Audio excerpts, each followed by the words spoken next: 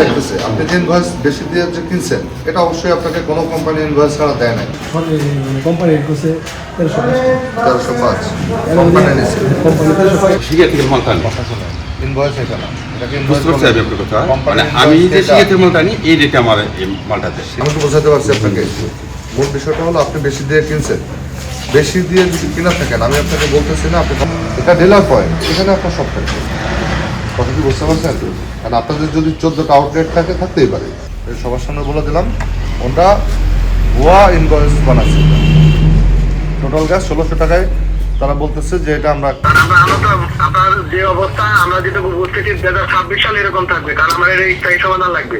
বুঝছি। আজকে জরিমানা করে গেলে সেটা সমাধান না, আমার আমাদের এর স্থায়ী সমাধান লাগবে। আচ্ছা শুনেন আমার কথা। জাতীয় ভোক্তা অধিকার সংরক্ষণ অধিদপ্তর মানিকগঞ্জ জেলা কার্যালয় থেকে সকাল থেকেই আমরা গ্যাসের যে খুচরা এবং পাইকারি পর্যায়ে মনিটরিং করছি। তো আমাদের কাছে বেশ কিছু অভিযোগ ছিল যে ডিলার পর্যায় থেকে যে গ্যাস সিলিন্ডার বিক্রি হচ্ছে কোনো ধরনের পাকা রসিদ তারা সরবরাহ করছে না এবং অধিক দামে বিক্রয় করছে। তেমন অভিযোগের প্রেক্ষিতেই আমরা RICL TMX যুগের পর যুগ স্থাপনা থাকে মজবুত।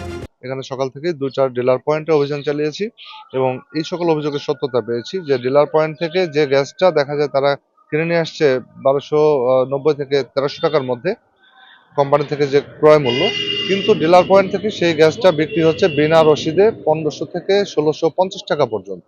তার মানে ডিলারদের এই অতি মুনাফার কারণে খুচরা বাজারে কিন্তু এর নেতিবাচক প্রভাব পড়েছে।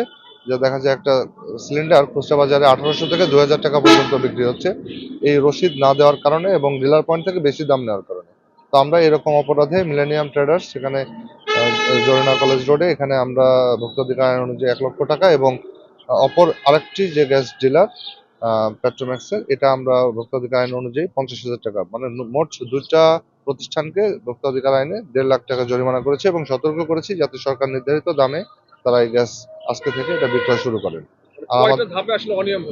অনিয়মটা আমরা এখানে যেটা পাচ্ছি সেটা হলো যে ডিলার পয়েন্ট থেকে তারা যেটা বিক্রি করছেন এখানে এই দামটা একটু বেশি তারা এখান থেকে নিচ্ছেন এবং খুচরা বাজারে মেমো না থাকার কারণে তারাও এই সুযোগে অতিরিক্ত মুনাফা করছেন। দেখা যায় একজন খুচরা ব্যবসায়ী একটা সিলিন্ডার হয়তো 20 থেকে 50 টাকা লাভ করেন, যেহেতু তার কাছে কোনো ক্রয় রসিদ নাই উনি তখন এটাকে 200-300 টাকা পর্যন্ত লাভ করছেন। আমরা যখন জিজ্ঞেস করছি তখন বলছে আমাদের তো মেমো দেয় নাই, আমরা তো বেশি দিয়ে কিনেছি। তো এই নানামুখী অজুহাতের কারণেই মূলত ভোক্তার পকেট থেকে কিন্তু অতিরিক্ত টাকা চলে যাচ্ছে এই একটা সিলিন্ডারের পিছনে। তো আমরা এই জায়গাটাতে কঠোরভাবে মনিটর করছি।